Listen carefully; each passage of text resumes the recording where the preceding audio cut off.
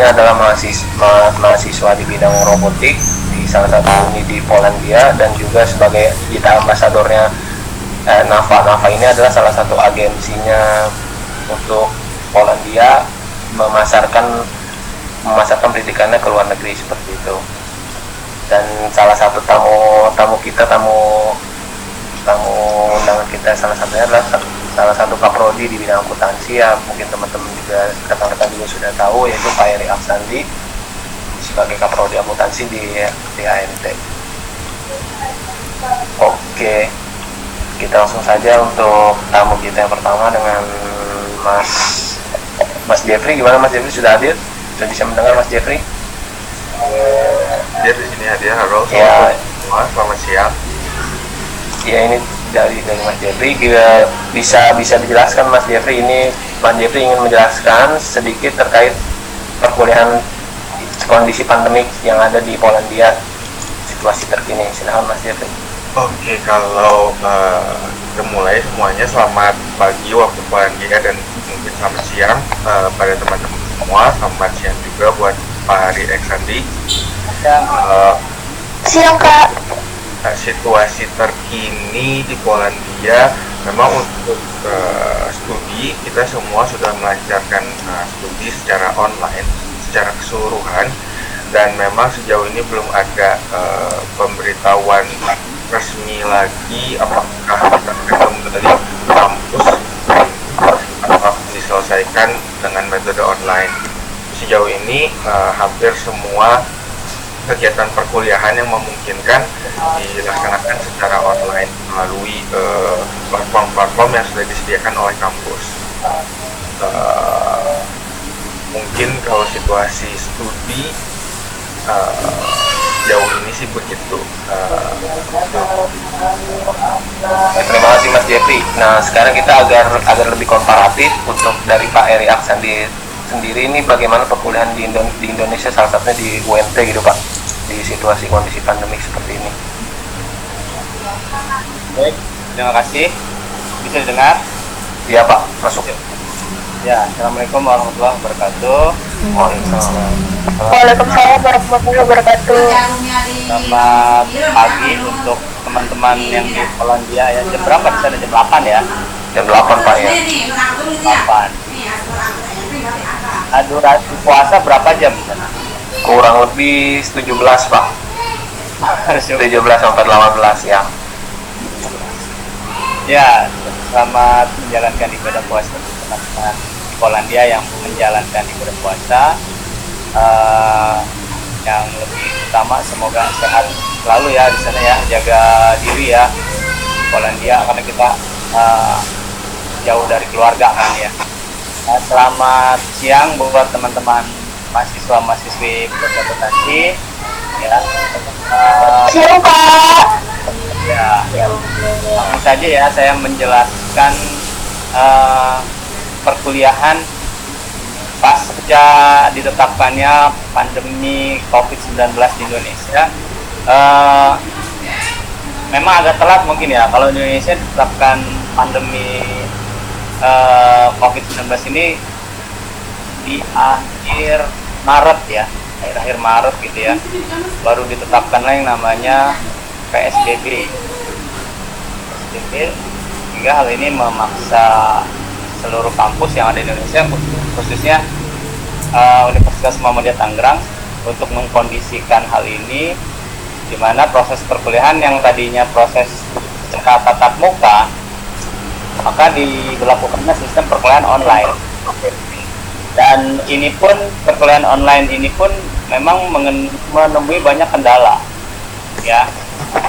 Nah, sebelumnya kita masih sangat asing yang namanya perkuliahan online. Mungkin hanya 1-2 dosen saja ya sebelum pandemi ini menjalankan perkuliahan online, dan itu pun menggunakan platform yang belum interaksi secara tatap muka. Paling platform online itu ya contoh seperti Edmodo gitu ya. Kalau di Indonesia itu sebelumnya banyak menggunakan Edmodo yang tidak ada proses pembelajaran secara tatap muka. Tapi karena adanya COVID-19 ini, maka muncullah platform baru yang namanya Zoom Meeting. Dan Zoom Meeting ini memang menawarkan hal-hal yang menarik dalam proses pembelajaran jarak jauh. Tetapi hal ini pun memiliki masalah baru, yaitu terkendalanya satu jaringan, karena di Indonesia itu jaringan setiap daerah belum stabil secara keseluruhan, hanya pusat-pusat kota saja yang koneksi sinyalnya stabil. Mungkin berbeda dengan Polandia ya, yang sudah jaringannya stabil. Tapi di Indonesia masih ada gangguan dari segi sinyal, itu satu. Terus kedua, masalah kuota. Masalah kuota ini, penggunaan Zoom ini memang agak membuat kuota yang besar seperti ini. Karena berdasarkan pengalaman saya dan juga dosen-dosen lain, ketika melakukan pembelajaran online dengan Zoom, maka banyak mahasiswa itu tadi sinyal ya. Dan yang kedua adalah kuota yang mereka miliki cepat habis. Karena kemampuan mahasiswa di kita di Universitas Muhammadiyah Tangerang, Fakultas Ekonomi dan Bisnis, Prodi Akuntansi, itu memang berbeda-beda dari segi kemampuan ekonominya. Itu kendalanya di kita perkuliahan pasca kejadian pandemi ini seperti itu, Mas Zulkifli. Mungkin terus itu saja dari untuk ini Pak, memasuki untuk interaktif kegiatan perkuliahan, apakah masih sangat interaktif, dan bagaimana antusias para mahasiswanya gitu Pak menghadapi PSBB yang dengan berefek kepada perkuliahan online? Oke, menghadapi PSBB, mahasiswa pada dasarnya interaktif ya, mengikuti segala informasi gitu. Dan perkuliahan berjalan dengan sebagaimana mestinya, walaupun ada kendala-kendala yang tadi saya jelaskan ya. Jadi intinya kondisi yang seperti ini jangan membuat kita menjadi serba terbelenggu gitu loh. Kalau saya kemarin melakukan memakai Zoom, tapi juga saya pakai Edmodo dalam pengumpulan tugas, dan saya memakai meminta mahasiswa merekam apa yang sudah mereka pahami, mereview ulang gitu loh dari materi yang saya sampaikan, lalu diupload ke YouTube. Nah, dari situ saya bisa menilai apakah materi yang saya berikan itu bisa mereka pahami atau tidak dengan cara mereka menjelaskan kembali atau mereview apa materi yang sudah dibahas. Itu kalau di saya khususnya ya. Oke, terima kasih Pak Ari. Teman-teman yang baru bergabung, sekali lagi kami menjelaskan di sini sedang ada sharing session antara kami yang mahasiswa di Polandia dengan juga Pak Ari Eksandi sebagai Kaprodi Akuntansi dari Universitas Muhammadiyah Tangerang gitu. Di sini juga telah hadir dua narasumber kita, salah satu mahasiswa akuntansi di Uni Polandia dan juga salah satunya adalah digital ambassadornya Nafa. Mungkin teman-teman sudah kenal tadi Mas Jeffrey. Nah, ini kita masuk ke Mas Iqbal nih. Mas Iqbal, gimana kondisi terkini? Tolong jelaskan perkuliahan yang Mas Iqbal alami dan kendala-kendalanya seperti itu, Mas Iqbal. Oke, pertama-tama Assalamualaikum ya. Assalamualaikum warahmatullahi wabarakatuh buat teman-teman yang di Indonesia. Pak Ari Eksandi. Waalaikumsalam warahmatullahi wabarakatuh. Ya semoga kita tetap sehat di pandemi kayak gini, tetap terhindar dari virus inilah, karena juga buat kalau saya bilang buat semuanya nih, buat perekonomian, pendidikan, semuanya kena dampaknya nih dari sini. Saya untuk teman-teman di Polandia sendiri mungkin tadi udah dijelasin ya kalau gimana perkuliahan di sana tuh benar-benar berubah. Sama yang sama sebenarnya kejadian di Portugal juga, karena kebetulan saya pas pandemi ini muncul, saya itu pas pindah ke Portugal, jadi di Portugal pas pindah ke Portugal, jadi di Portugal pemerintah menetapkan untuk state of emergency, ini langsung di-declare tuh, jadi lockdown, orang yang keluar rumah kena fine, nggak boleh keluar rumah ke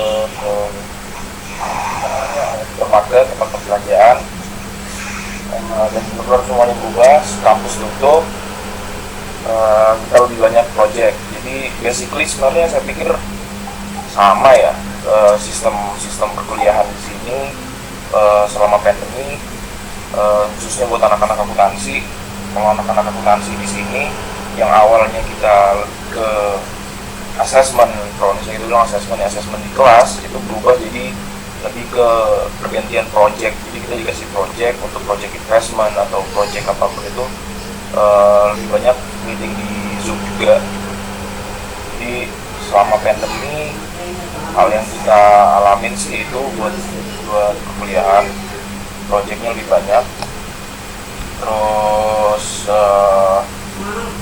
kurang lebihnya itu sih hampir sama sih, semuanya meetingnya di Zoom. Kesusahannya kita lebih susah sekarang buat dekat sama dosen karena kadang-kadang koneksi juga nggak lancar dibandingin sama Poland. Portugal tuh koneksinya lebih jelek. Jadi kadang harus putus, apalagi Zoom kan cuma bisa 40 menit lebih kan. Jadi setiap saat kita harus masuk lagi, jadi lebih kayak gitu sih. Terkendalanya sih di bagian learning progress-nya dari student buat belajar dari yang biasanya kita di kelas kita lebih cepat nangkep dibandingin sama Zoom itu kita lebih lambat sih. Itu aja sih kalau di sini. Dari Mas Iqbal sendiri ketika mengalami masa pandemi ini, apakah outputan itu tercapai atau nggak outputan dari silabus atau pelajaran dari perkuliahan tersebut? Menurut Mas Iqbal seperti apa? Alhamdulillah sih tercapai ya, walaupun agak lambat, cuman tercapai. Karena jujur akuntansi itu kan buat pelajaran akuntansi itu kan gak cuma semata teori ya. Akuntansi kan perlu namanya praktek. Apalagi kayak misalnya saya dulu belajar akuntansi di Indonesia, waktu masih S1 itu kebanyakan harus praktek di mana kita laporan keuangan, di mana kita nyari periksa laporan keuangan dari perusahaan-perusahaan di bursa efek atau gimana. Jadi kayak di sini itu setelah pandemi itu jadi kesusahan karena kurangnya dari praktek. Jadi selama pandemi ini yang kita dapat cuman teori gitu. Itu sih. Jadi silabusnya tuh tercapai, tapi balik lagi kita harus self learning lagi gitu loh. Karena kita terima teori, ya kita berusaha gimana sih prakteknya di laporan keuangannya gitu sih. Oke, terima kasih Mas Iqbal atas penjelasannya. Ini balik lagi sekarang kita balik ke bidang akuntansi nih Pak. Untuk Pak Ari Aksanti sendiri yang ini kita mengundang Bapak nih karena expert di bidang akuntansi. Tolong bisa jelaskan sendiri Pak, akuntansi secara umum gitu. Ya, akuntansi secara umum ya. Iya. Gambaran akuntansi itu sebenarnya kan produk akhirnya laporan keuangan ya. Nah, laporan keuangan ini kan yang nantinya menggambarkan kinerja perusahaan, gitu ya. Kinerja itu bisa diukur dari perolehan laba yang didapat atau utang yang dimiliki oleh perusahaan. Itu kalau perusahaan manufaktur, jasa gitu kan. Atau untuk perusahaan-perusahaan perbankan misalkan, kinerja itu bisa diukur dari jumlah kredit macetnya, misalkan kan seperti itu. Nah, akuntansi yang menjadi sebuah produk atau alat bagi perusahaan yang nantinya bisa memberikan gambaran kinerja perusahaan tersebut. Itu kalau menurut saya gambaran akuntansi secara umum ya, intinya akuntansi itu adalah alat yang bisa dijadikan propaganda, mungkin ya kalau saya nyebutnya propaganda kepada para shareholder dan segala pemangku kepentingan ya, untuk meningkatkan reputasi perusahaan itu sendiri. Kalau menurut saya akuntansi secara umum itu Mas Jul. Oke, terima kasih penjelasannya Pak Ari. Jadi ketika ketika jadi bidang akuntansi ini sangat penting ya Pak Ari untuk salah satu perusahaan atau dalam mengasesor benar bagaimana laba dan bagaimana keuangan dari sebuah perusahaan tersebut gitu. Kita bisa komparasi dari Mas Iqbal sendiri, bisa jelaskan apa sih bedanya Mas Iqbal ketika studi di akuntansi di Indonesia dengan Mas Iqbal sekarang studi di luar negeri gitu, salah satunya Poland dan Portugal. Kalau saya bilang komparasi ya, kalau bisa dibilang komparasi banyak banget sih sebenarnya. Jadi anasnya sih itu. Jadi waktu saya studi akuntansi di Indonesia, waktu itu saya masih ingat tuh, waktu di Indonesia sistem akuntansi di Indonesia itu baru mau mengadopsi sistem IFRS. Jadi waktu itu Indonesia masih pakai GAAP, waktu itu masih ingat saya masih pakai GAAP, IAS, TSAK kalau nggak salah ya, TSAK, IAI baru mau mengaplikasikan IFRS. Jadi salah satu momen benefitnya waktu saya belajar akuntansi di luar negeri, saya benar-benar mendalami IFRS karena most country in Europe itu pakai sistem IFRS gitu. Apalagi Polandia sendiri dia pakai IFRS. Dan komparasi sama di Indonesia, ternyata di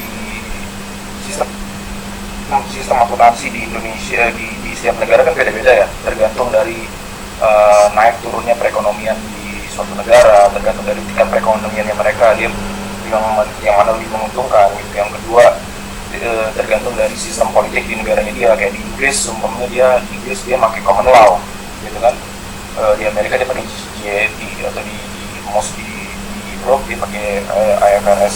Jadi salah satu poin positifnya buat belajar akuntansi di luar negeri, benar-benar lebih mendalami sih. Apalagi pada pas momen saya itu juga lebih penting karena di Indonesia baru mengadopsi IFRS. Ketika saya pindah ke Europe, saya benar-benar mendalami banget nih IFRS gitu loh. Di Poland sendiri kan mengadopsi IFRS, walaupun dia punya sistem akuntansi sendiri, saya lupa namanya. Itu kan jadi itu sih, jadi lebih mendalami sistemnya sih. Ada perbedaan signifikan nggak Mas Iqbal antara beberapa sistem tersebut? Sebenarnya sih nggak ada perbedaan signifikan sih. GAAP sama IFRS itu basically sama, cuman bedanya ketika penanganannya yang beda. Jadi waktu di Indonesia saya masih pelajari GAAP itu ya contohnya nih ya, di laporan keuangan itu aset di GAAP itu nggak dijabarkan. Kalau di IFRS itu lebih dijabarkan, kayak non current dan current aset. Jadi lebih itu sih, lebih bedanya sih perubahan laporan keuangan yang dulu saya pelajarin itu ketika saya sampai di Eropa harus saya rubah lagi, harus terbiasa dengan peraturan yang baru gitu. Terus sih komparasinya sih itu. Atau misalnya contohnya gini, contohnya tuh ketika belajar di Eropa saya lebih paham masalah-masalah kompleks secara akuntansi. Contohnya gini, revaluation aset gitu. Dari banyak, contohnya kayak di Jerman ini banyak pengusaha yang memindahkan asetnya di Jerman ke Poland. Kenapa? Karena di Poland ini mata uangnya masih memakai currency yang zloty, lebih rendah daripada mata uang euro. Jadi untuk pengusaha di Jerman, buat mereka ini lebih menguntungkan kalau misalnya mereka pindah di Poland gitu loh. Sebelum mereka dikalahin sama orang Prancis atau orang Belanda, mereka lebih ngambil langkah lebih dulu untuk memindahkan asetnya mereka di Poland. Nah jadi ketika memakai sistem IFRS, di IFRS itu kan dia mengenal yang namanya revaluation ini gitu loh. Nah ini yang harus lebih mendalaminya di situ. Ketika waktu saya belajar di Indonesia, GAAP itu nggak mengenal revaluation. Maksudnya GAAP itu mengenal revaluation, cuma dalam bentuk yang berbeda. Ketika saya sampai di Eropa, ternyata revaluation yang dipakai itu berbeda. Terus jadi saya harus lebih terbiasa dengan sistem yang baru. Tapi untungnya Indonesia sekarang udah mulai mengadopsi IFRS ya, kalau nggak salah dari tahun 2011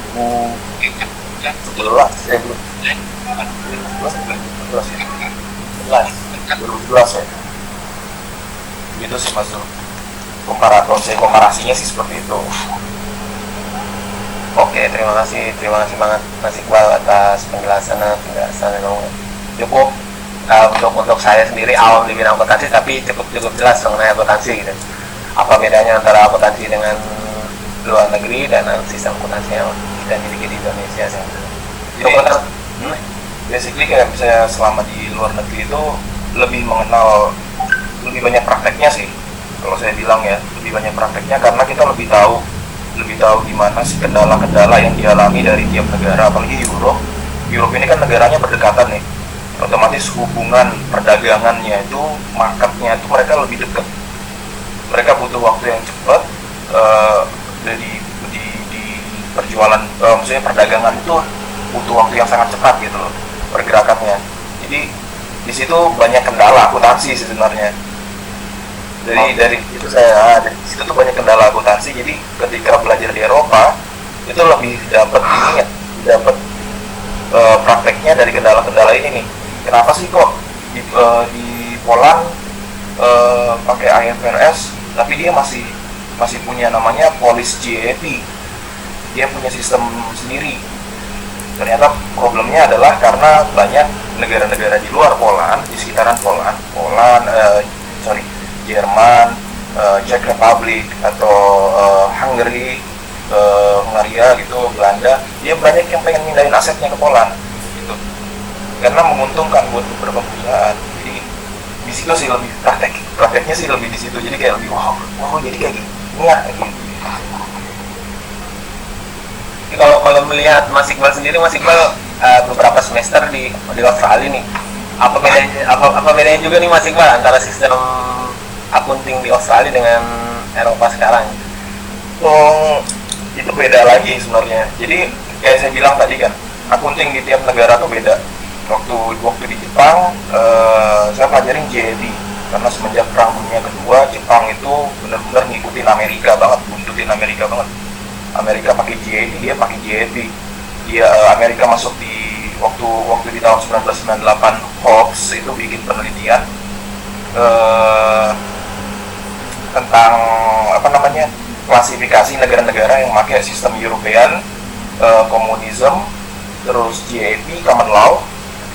Itu Jepang tuh udah dari tahun 1960-40an malah dia pakai US JEP. Waktu saya di Australia, karena Australia ini sebenarnya miliknya UK, ya kan, bagian dari UK sebenarnya, Australia, Singapura, terus Virgin Island dan lain-lain.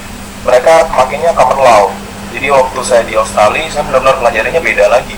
Dia pakai sistem common law dan sebagian mengadopsi JEP gitu. Jadi benar-benar nggak nyentuh IFRS sama sekali saya waktu di Australia. Dan sampai di Europe beda lagi. Jadi di kepala saya ini sebenarnya udah macam-macam isinya.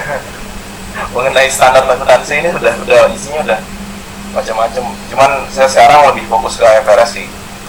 Karena IFRS itu cenderung lebih, kalau menurut saya sih IFRS itu cenderung lebih transparan.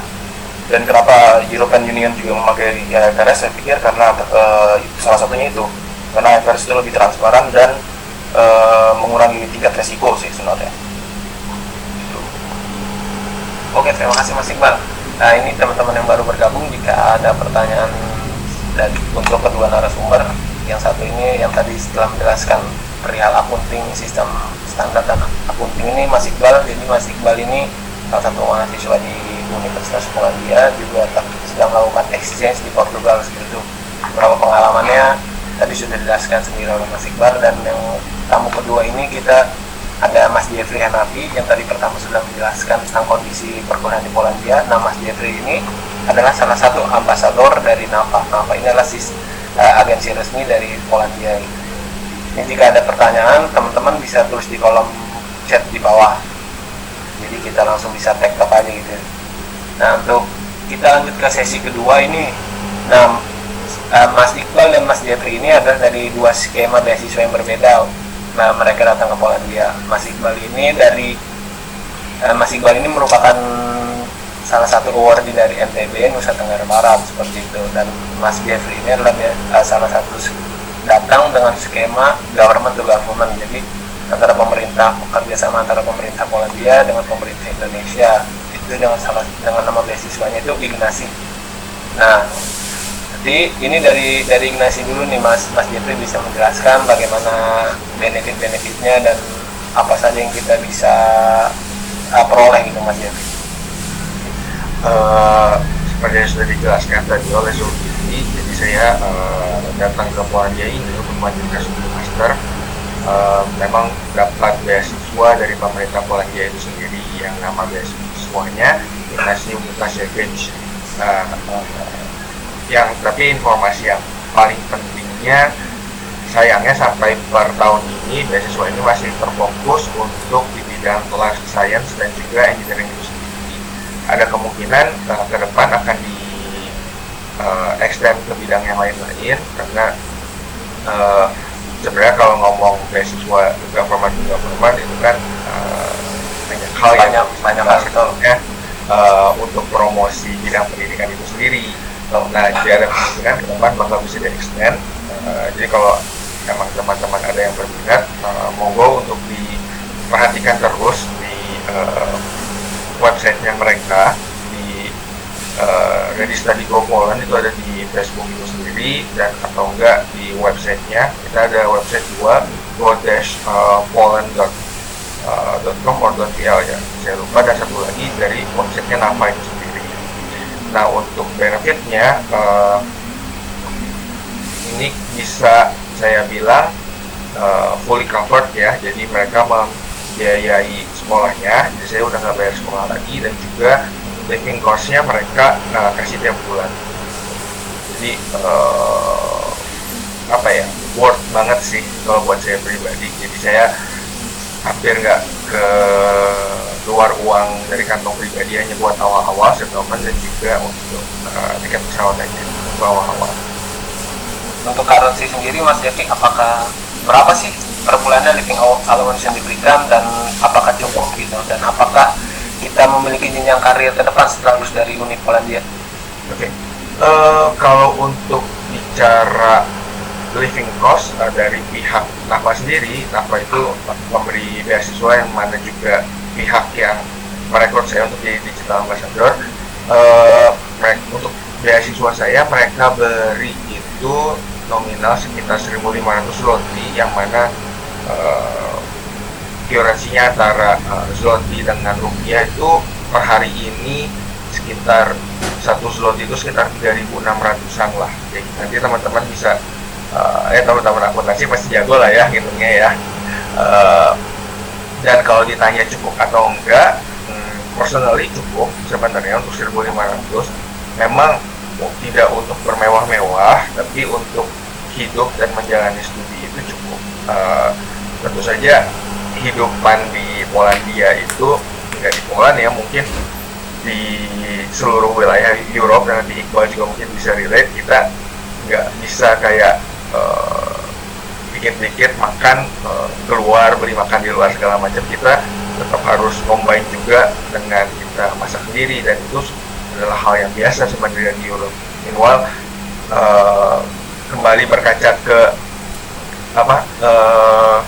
masa S1 saya di Indonesia, yang mana tiap kali makan dulu kuliah ya makannya di luar. Kalau di sini kita ada masak juga.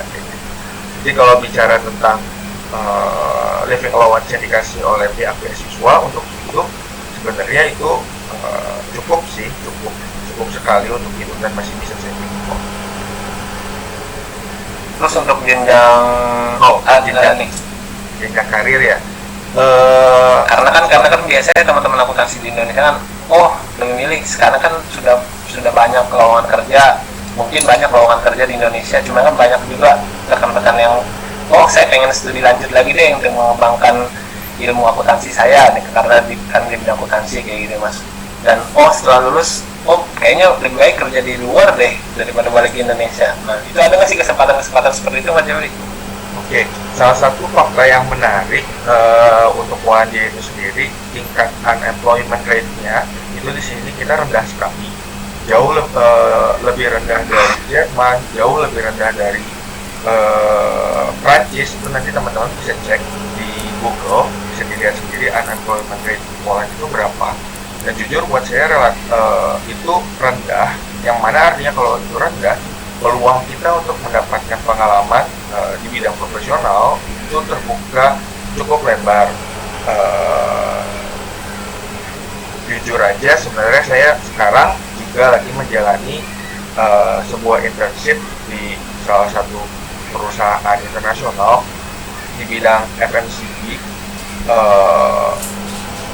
yang apa ya, bisa dibilang saya tuh dapat intern di planning center yang ditaruhnya di Popolan, yang mana kita ngurusin pabriknya tuh ada di seluruh Europe. Makanya mungkin tadi pas Iqbal cerita bahwa kenapa mereka mau mindahin aset ke Poland segala macam, wah agak relate juga ya, karena kantor saya itu kantor planning center yang kita ngurusin semua supply chain-nya, kita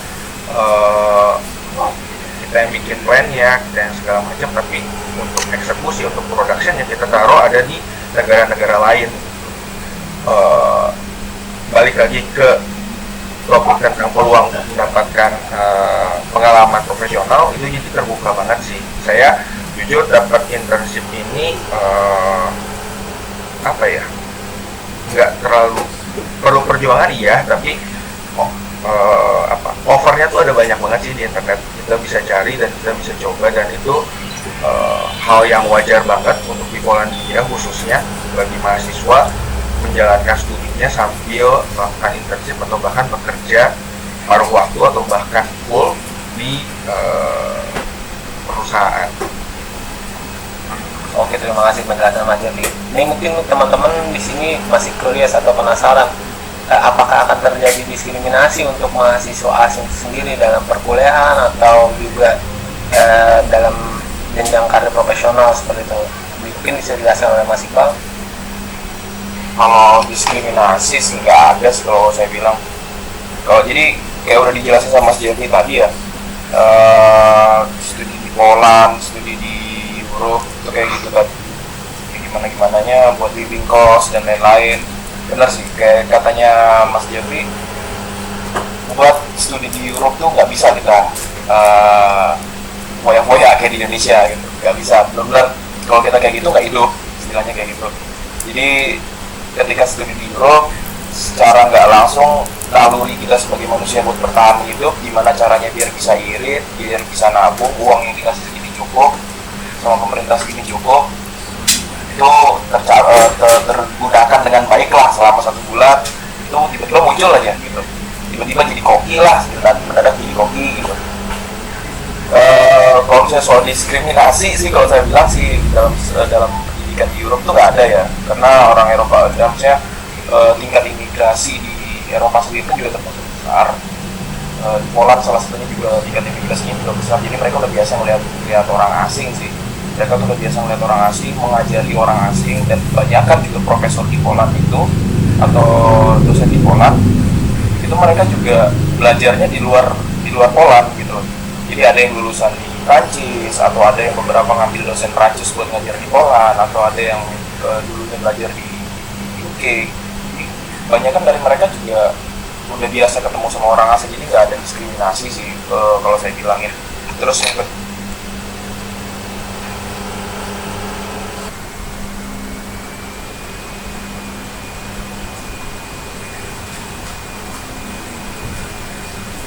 buat jenjang karir buat akuntansi di sini, sebenarnya di sini tuh akuntansi tuh jadi sebuah lapangan pekerjaan yang paling dicari sih sebenarnya kalau saya bilang buat di Europe itu, apalagi buat di Jerman sama Spanyol sama Italia. Kenapa? Karena seperti kita tahu, walaupun Europe ini satu, mereka ini tapi saling membenci satu sama lain. Jadi mereka ini juga bersaing satu sama lain. Kayak contohnya Spanyol sama Prancis, mereka ini saling benci satu sama lain. Walaupun mereka ini, ini kita di European Union menjadi satu, tapi mereka ini membenci. Mereka gimana caranya? Pokoknya saya harus lebih baik dari Prancis, atau Portugal harus lebih baik dari Spanyol gitu. Jadi mereka itu lebih kayak, saya butuh karena sekarang itu mau masuk ke industrial age 4.0 ya, kalau saya 4.0 ya, 4.0. Jadi dibutuhin nih yang namanya akuntan yang lebih universitas yang profesional, dicariin kayak perusahaan-perusahaan kayak di Jerman, salah satu badan akuntingnya membutuhkan akuntan yang lebih baik gitu. Jadi kalau saya bilangin buat ini sendiri sebenarnya bidang yang sangat bagus juga sih buat belajar akuntansi di luar negeri, karena jenjang karirnya aja bagus juga sih. Itu akuntan yang baik yang gimana bisa mengadopsi sistem ini untuk di Industrial Age 4.0 gitu istilahnya kayak gitu. Sedangkan kayak Mas Jeffrey tadi bilang, mungkin rata-rata sih mahasiswa di sini juga dapat internship juga. Kebetulan saya juga dapat internship, insya Allah kita bulan depan pindah lagi saya ke Italia di sana jadi akuntan juga. Kalau saya bilang kan jadi jenjang karirnya enak sebenarnya gitu, mudah untuk dapat internship juga. Dari internship bisa jadi permanent work atau gimana gitu. Saya bilang sih kayak gitu. Untuk diskriminasi dan lain-lain sih sebenarnya nggak ada sih, sama aja sih saya bilang. Maksudnya balik lagi itu ke masalah sosial sih. Kalau di dunia pendidikannya sih sama aja sih mana-mana. Oke, terima kasih Mas Iqbal penjelasannya, terima kasih Mas Jeffrey. Ya ini juga sekedar teman-teman mungkin ada yang baru bergabung. Nah, kita sedang melakukan sharing session antara yang satu ini telah dijelaskan dari Mas Iqbal, salah satu mahasiswa akuntansi di Polandia, dan juga tadi yang pertama kali adalah Mas Jeffrey sendiri. Mas Jeffrey ini salah satu mahasiswa di Universitas Polandia di bidang otomasi robotik, dan juga sekarang sedang diberikan amanah sebagai digital ambassador yang apa. Nah, untuk penjelasan sedikit, Mas Iqbal juga ini adalah salah satu mahasiswa yang membawa keluarganya gitu teman-teman.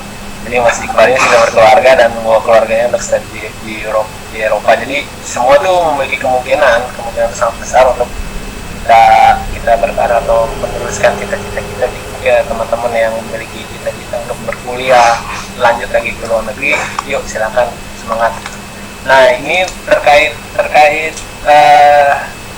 mungkin jika teman-teman ada pertanyaan, tolong sampaikan di kolom komentar ya, di kolom chat di bawah. Jadi karena waktu kita kurang lebih 20 menit lagi, ada baiknya kita maksimalkan waktu yang ada.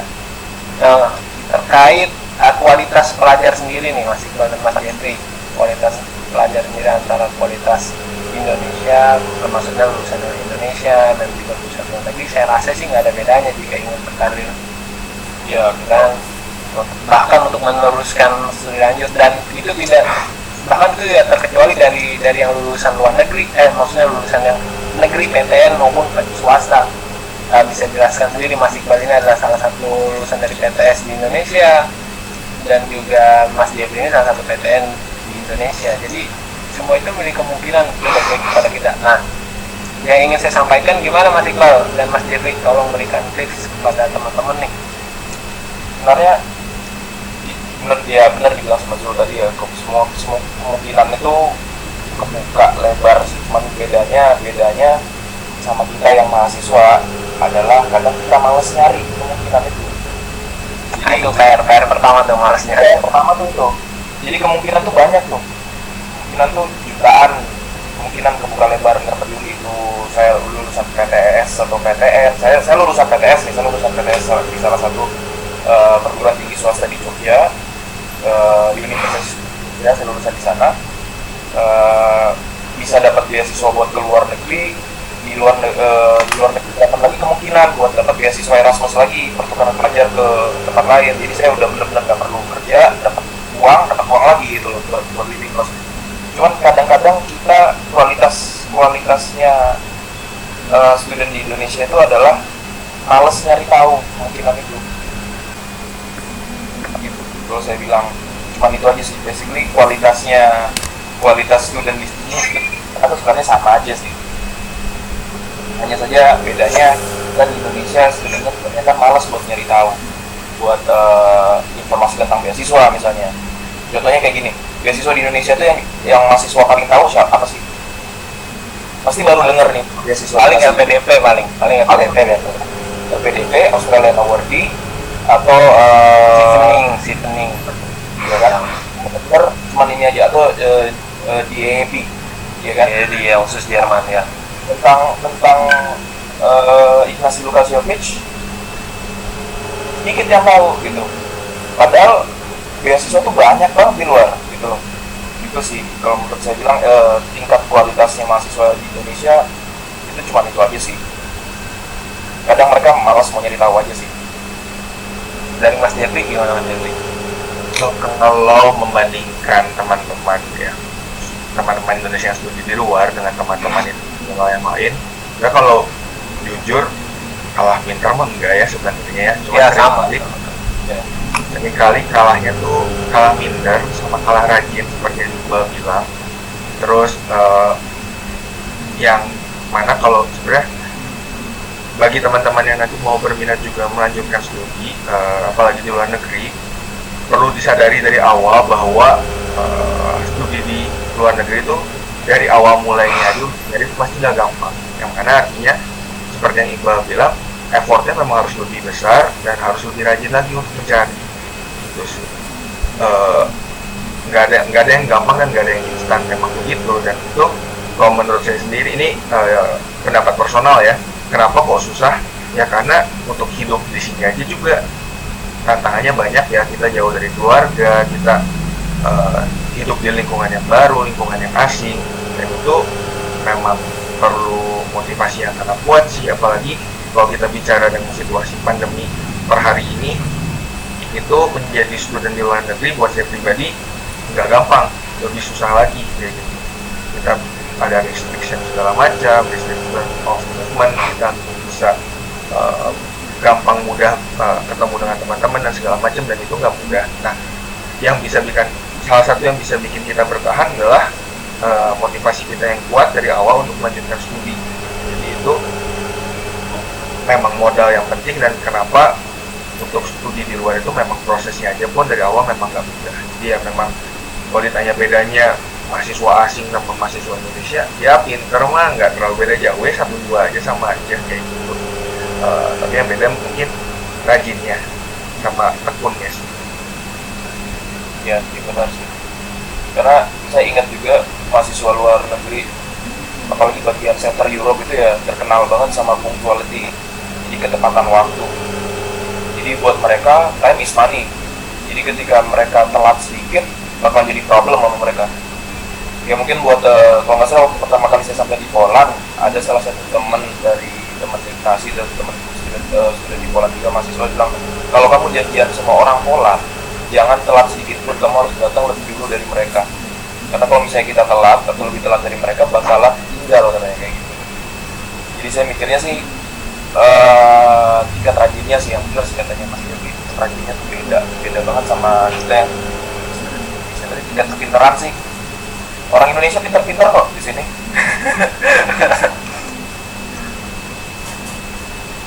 Oke, terima kasih Mas Jeffrey dan Mas Iqbal untuk sarannya. Dari Pak Hari sendiri, untuk Pak Hari nih, Pak Hari, semoga ada wejangan nih untuk kita yang sedang kuliah di luar negeri, juga untuk mahasiswa Indonesia yang sedang ikut dalam sharing session kali ini, Pak Hari. Oke ya, ujangan mungkin bukan ujangan ya, kalau ujangan kan karena saya lebih ahli gitu ya. Nah, dari segi pengalaman kan saya satu S2, sekarang lagi proses S3 di dalam negeri semua gitu. Jadi saya dapat masukan atau pencerahan proses kuliah di luar negeri. Mungkin sekedar mengingatkan aja, namanya juga kan bukan di negara sendiri gitu ya, bukan di negara sendiri ya. Intinya adalah kita tetap menjadi warga negara asing yang baik di sana gitu ya, mengikuti peraturan yang ditetapkan pemerintah, apalagi kondisi COVID kayak gini kan. Mungkin perlakuan di Polandia, di Portugal lebih ketat daripada Indonesia gitu ya, terkait pelaksanaan kalau di Indonesia sebutnya PSBB ya. PSBB ya. Nah, kalau di Portugal atau Polandia saya nggak tahu namanya apa ya. Sama Pak, lockdown Pak. Lockdown aja ya. Lockdown ya. Intinya itu tetap mengikuti aturan yang ditetapkan oleh pemerintah sana gitu ya. Namanya budaya berbeda, takutnya kita berpikir apa yang kita lakukan hal yang biasa, wajar, tapi menurut mereka itu hal yang kurang ajar gitu ya. Contoh misalkan tadi janjian dengan orang Portugal harus datang lebih cepat dari mereka gitu kan. Nah itu kan berbeda 180 derajat dengan kebudayaan di kita gitu ya. Kalau di kita kan rapat mulai jam 2 tapi di undangannya jam 1, contohnya kan seperti itu. Karena memang budaya telat itu sudah terlalu kuat gitu. Intinya itu aja, mengikuti peraturan yang ditetapkan pemerintah dan menempatkan diri sesuai dengan budaya yang ada di sana. Terus untuk teman-teman yang sekarang masih kuliah S1 di UMT, mungkin ini sharing session dari teman-teman yang kuliah di Polandia dan Portugal bisa menjadi pencerahan ya buat kalian semua. Jangan berpikir hanya puas pada proses pembelajaran selesai S1. Selama bisa ambil beasiswa luar negeri dan ada kemungkinan dan pastinya memang kesempatan akan selalu ada ya. Intinya tadi Mas Iqbal bilang bagaimana kita mau mencarinya ya, sebenarnya kan seperti itu, semua pasti ada peluang. Nah kalau memang kesempatan itu ada, ambil, jangan sampai enggak, jangan sampai nanti timbul penyesalan. Dulu saya pernah ada tuh tawaran beasiswa ke Cina. Nah cuma penyakit orang Indonesia itu adalah satu tadi belum ditambahkan ya oleh Mas Iqbal. Mas Iqbal ya. Apa itu Pak? Penyakit orang Indonesia itu homesick. Nah itu yang nggak bisa ditawar-tawar tuh. Terus yang kedua adalah agak susah untuk keluar dari zona nyaman. Ya, belum berpikir out of the box gitu ya. Nah mereka sudah puas dengan apa yang sudah dicapai Indonesia. Contoh misalkan kuliah, terus sebelum lulus dapat pekerjaan, bagian administrasi, bagian akunting.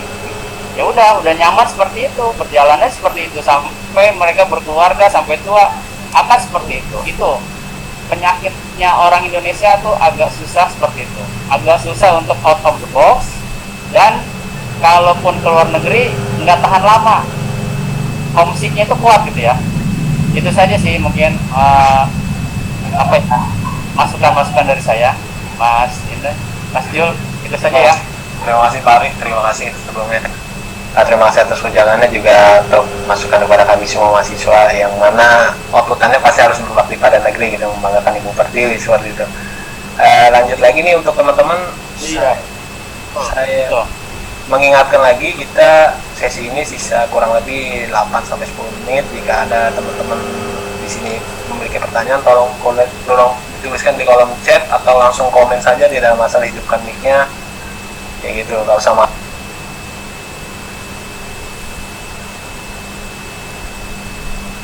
Pak Ari sebagai pengajar kayak gitu.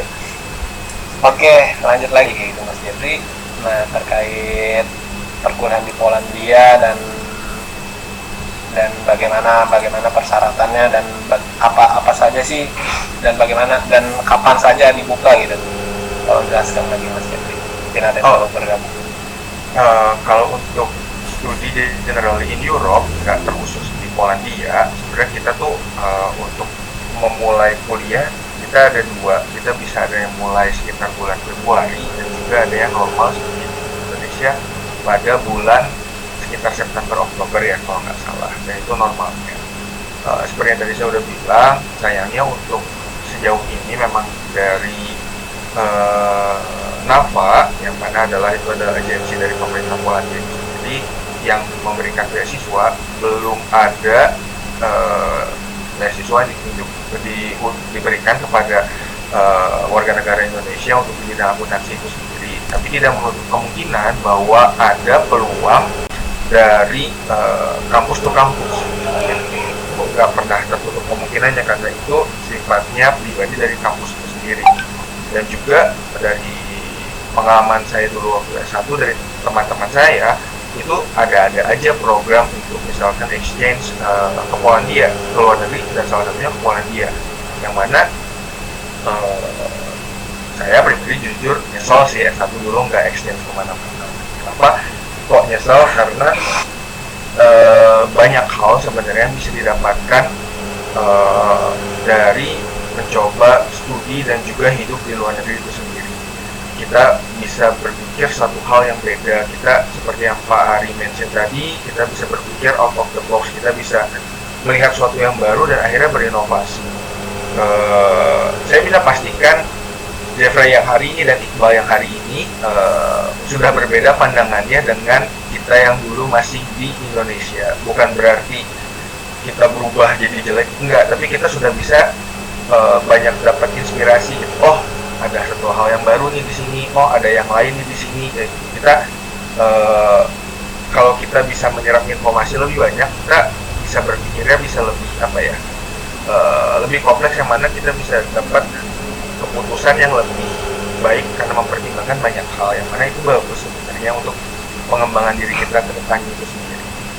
Jadi nggak menutup kemungkinan kalau ada teman-teman yang berminat untuk melanjutkan studi, salah satunya ke Poland, bisa dicari lebih giat di internet, atau bahkan untuk sekedar exchange yang 1 semester atau mungkin lebih dari 1 semester, atau bahkan untuk program di summer itu sekitar Juli sampai September itu sendiri, terus biasanya selalu ada. Dan seperti yang Pak Ari mention tadi, ya kalau ada kesempatannya jangan disia-siakan gitu. Jadi kalau untuk beasiswa sejauh ini belum ada, tapi yang resmi dari NAFA belum ada untuk teman-teman akuntansi sayangnya. Tapi kemungkinan peluang untuk ke Europe atau ke Polandia itu sendiri, jalannya sebenarnya selalu ada. Banyak jalan lah menuju Roma. Romanya kita ganti aja Polandia kayak gitu. Jalannya mah baik. Dari Mas Iqbal ada terkait untuk rekan-rekan hari ini yang hadir? Untuk rekan-rekan hari ini sebenarnya akuntansi ya. Sebenarnya akuntansi itu bidang yang unik sih, kayak bilangnya. Itu kalau teman-teman pengen melanjutkan kuliah ke luar negeri kayak tadi ditanya sama Jeffrey, kuliah ke luar negeri, especially di bidang akuntansi itu menjadi bidang yang sangat menarik sih sebenarnya buat belajar di Europe. Karena kalau kayak saya jelasin tadi sebelumnya, kita jadi lebih banyak tahu. Apalagi buat teman-teman kayak tadi Pak Ari bilang, mahasiswa Indonesia tuh agak susah meninggalkan zona nyamannya. Ketika dia belajar akuntansi, dia bakal stuck sama itu terus. Dia bakalan stuck, oh saya udah cukup nih belajar akuntansi di Indonesia.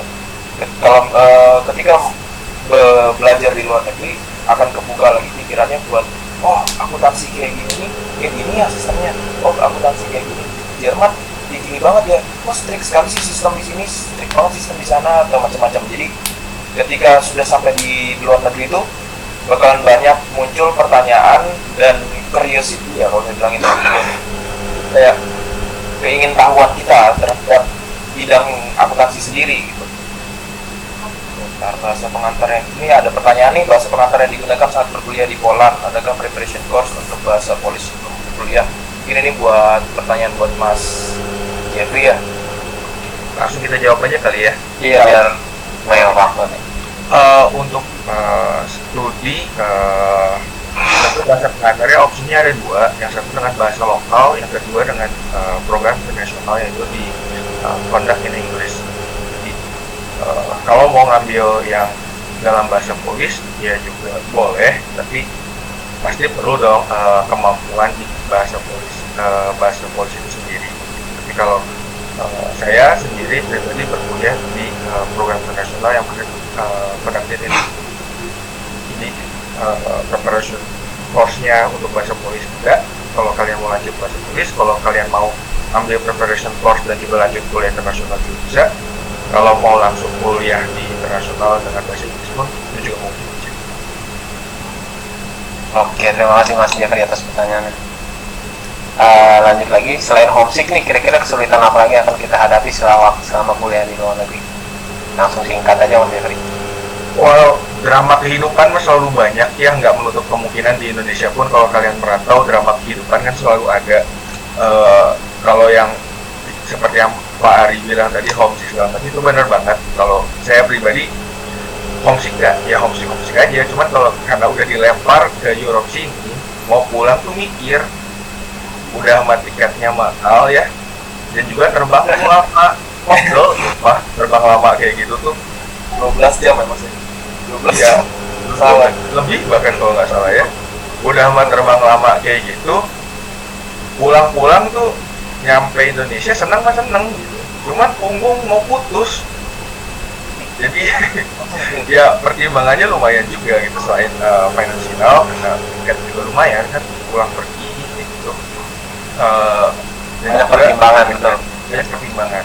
Kayak nggak mungkin lah kita pulang cuma seminggu doang, kayak udah berapa hari habis buat nyesuaiin badan, karena perbedaan zona waktu kan pasti berpengaruh banget. Dan juga beresin tuh masalah punggung, duduk terus 12 jam juga pegel gitu.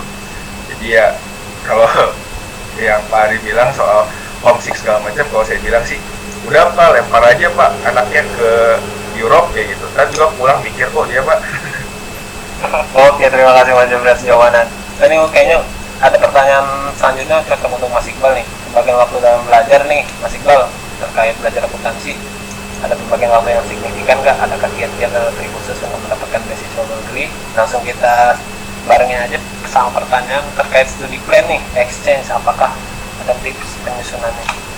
Cara belajar akuntansi, adakah pembagiannya gitu? Pembagian waktu dalam Ya, belajar.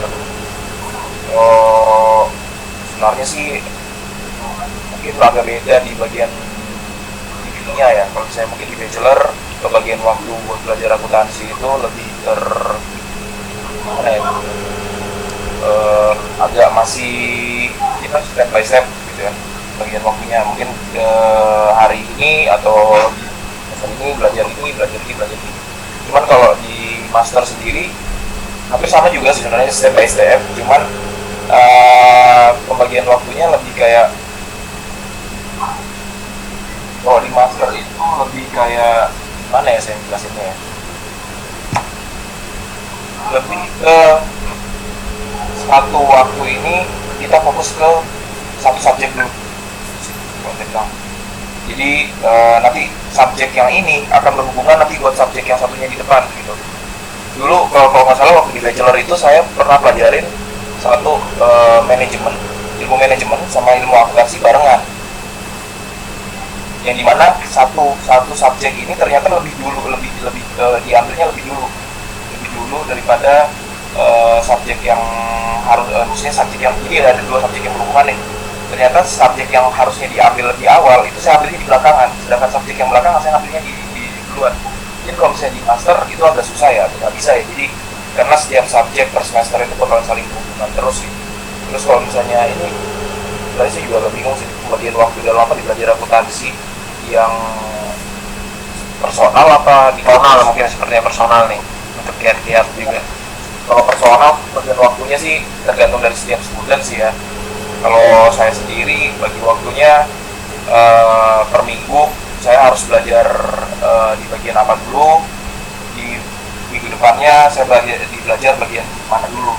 Jadi kalau saya sih ngatur waktunya sih kayak gitu, biar satu cepat masuk, cepat paham, yang kedua nggak lepas tuh yang udah diingat, yang udah dipelajarin tuh nggak lepas. Jadi satu minggu itu saya pakai untuk memahami yang satu subjek ini dulu. Kayak benar-benar paham nih, baru saya ambil subjek yang umumnya lagi. Kalau personal sih saya kayak gitu, bagian waktu secara signifikannya. Terus kiat-kiat khusus ya, trik untuk mendapatkan beasiswa ke luar negeri. Yang satu paling penting, searching. Kita nggak bakalan tahu ada beasiswa atau enggak tuh kalau nggak searching. Yang kedua, ambil aja sertifikat testing aja, testing bahasa Inggris atau gimana, ngetes bahasa kita. Karena kalau menurut saya sih golden ticket untuk bisa berangkat ke luar negeri itu language certificate salah satunya. Tanpa language certificate kita udah JPR duluan istilahnya, kita udah nggak pede duluan buat ngambil beasiswa. Saya nggak mampu nih atau gimana. Yang ketiga, pede. Banyak student yang dapat beasiswa ke luar negeri itu bukan dari student yang berprestasi kok, bukan yang student yang kayak ikut olimpiade, nggak semua student yang dapat beasiswa itu yang kayak gitu. Jadi kemungkinan beasiswa ini terbuka buat semuanya sebenarnya kalau saya bilangin sih.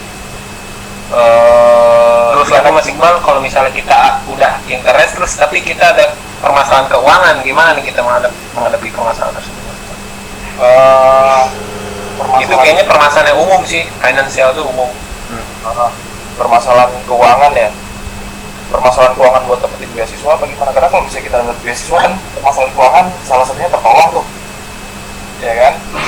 Kalau kita dapat beasiswa, permasalahan keuangan itu otomatis Mungkin permasalahan keuangan finansial buat flight-nya, tiketnya, atau settlement di awal sih. sebenarnya sih kalau kayak gitu cari beasiswa yang benar-benar menanggung flight tiket juga sih.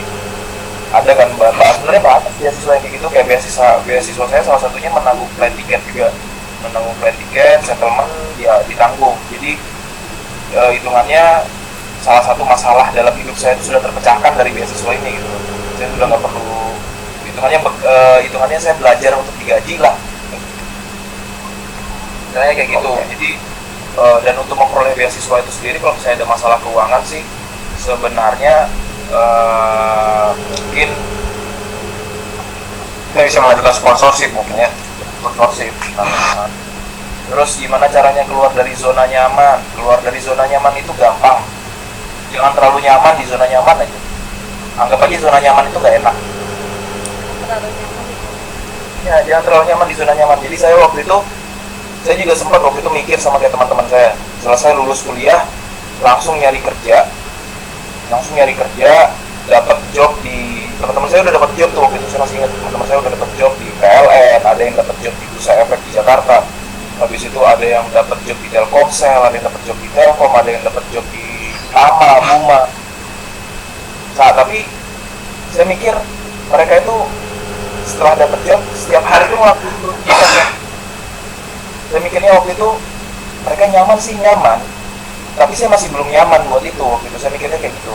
Saya perlu sesuatu yang lebih menantang. Saya pengen ngelihat dunia ini lebih luas. Saya pengen ngelihat gimana sih orang-orang di luar negeri sana, gimana sih hidupnya mereka di sana, gimana sih pola pikir mereka di sana. Jadi saya mikir zona nyaman yang sebenarnya nyaman waktu itu tidak nyaman. Jadi saya menganggap itu tidak nyaman aja. Jadi saya memilih, oke, saya harus keluar. Saya mikirnya waktu itu pada saat itu gitu ya. Apa namanya? Selamat siang Kak, exchange studi buat study plan. Jadi secara penyusunannya ini Mas Jeffrey atau saya nih yang jawab? Biasanya kalau study exchange itu nggak tahu ya ada nggak study plan-nya, tapi biasanya tiap program kan pasti beda-beda ya, jadi ya memang harus dipatangin baik-baik requirements-nya itu apa. Apakah ada dokumen mutlak untuk semuanya ya, kayak Mas Iqbal bilang tadi, dokumen mutlaknya ya language certificate sih. Yang lainnya sih pasti harus menyesuaikan ya tiap yang ngasih ya, kayak kita ibaratnya daftar kerja aja pasti requirement-nya bisa beda-beda kayak gitu. Ya lo harus diperhatikan dan disiapin aja, nggak ada mutlaknya apa, jawabannya nggak ada. Oke, kita masuk di penghujung acara. Untuk pertanyaan dari teman-teman saya rasa sudah terjawab semua ya, dan juga untuk teman-teman yang rekan-rekan yang hadir dalam sharing session hari ini, terutama khususnya mahasiswa akuntansi dari Universitas Muhammadiyah, terima kasih banyak atas waktunya. Dan juga dari Kaprodi Akuntansi sendiri Bapak Ari, terima kasih waktunya juga sudah bergabung bersama kami selama 1 jam terakhir. Dan juga terima kasih untuk Mas Iqbal, sehat-sehat di Portugal, dan juga balik lagi ke Polandia, balik lagi ke Indonesia. Terima kasih Mas Jeffrey sebagai perwakilan dari Ambasador NAFA, terima kasih banyak atas waktunya telah berbagi pengalaman. Oke rekan-rekan, terima kasih. Untuk yang belum bisa hadir, kami mohon maaf karena ada keterbatasan dari Zoom itu tersendiri, dan namun sebagai tanpa mengurangi rasa hormat kami akan kami share dari video ini, dari sharing ini akan kami share, dan semoga nanti kita bisa bergabung di kesempatan-kesempatan berikutnya, tentu terkait topik-topik yang menarik ya gitu. Juga tadi teman-teman sudah mendengarkan bagaimana PSBB di Indonesia, bagaimana lockdown di luar negeri, ya sama saja boleh online, cuma kan kita memiliki kendala masing-masing gitu kan. Ada yang kendala dengan jaringan, kendala kuota, kendala dengan sistem pembelajaran gitu.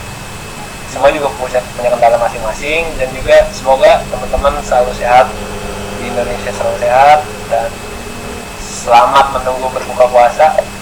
Yang itu saja dari saya sebagai host pagi atau siang hari ini. Terima kasih. Assalamualaikum warahmatullahi wabarakatuh. Waalaikumsalam warahmatullahi wabarakatuh.